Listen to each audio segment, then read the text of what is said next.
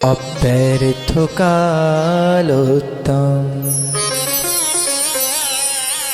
অব্যর্থ কালোত্তম মানে এক মুহূর্ত কাল হরি ভজন ব্যতীত কালকে নষ্ট করে না, সময়কে নষ্ট করে না। শ্রীল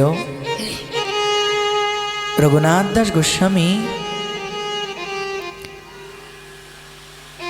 তিনি 24 ঘন্টার মধ্যে 24 ঘন্টায় ভগবানের নাম, ভগবানের স্মরণ, ভগবান চরণে প্রণামাদিতেই ব্যস্ত থাকতেন।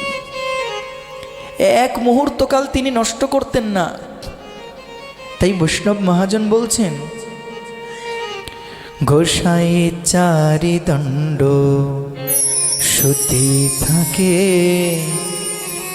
স্বপ্নে রাধা গোবিন্দ দেখে। এক তিল ব্যর্থ নাহি যায়,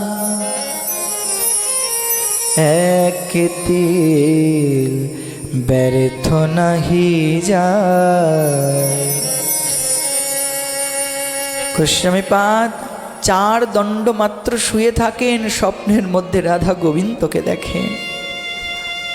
একটা মুহূর্ত কাল পর্যন্ত নষ্ট হতে দেন না। একবার বিচার করুন তো, আমরা 24 ঘন্টার মধ্যে কতটা সময় ভগবানের চিন্তন করি, কতটা সময় ভগবানের নাম জপ করি, কতটা সময় ভগবানকে দিতে পেরেছি?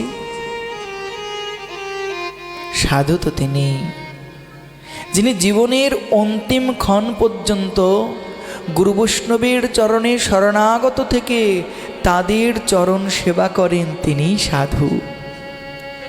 মালা তিলক তো সাধুর বাহ্যিক লক্ষণ, সাধুর প্রকৃত লক্ষণ সাধু ভগবানের সেবায়, গুরু বৈষ্ণবের সেবায় সদা সর্বদা তৎপর থাকবেন, তবেই তিনি সাধু।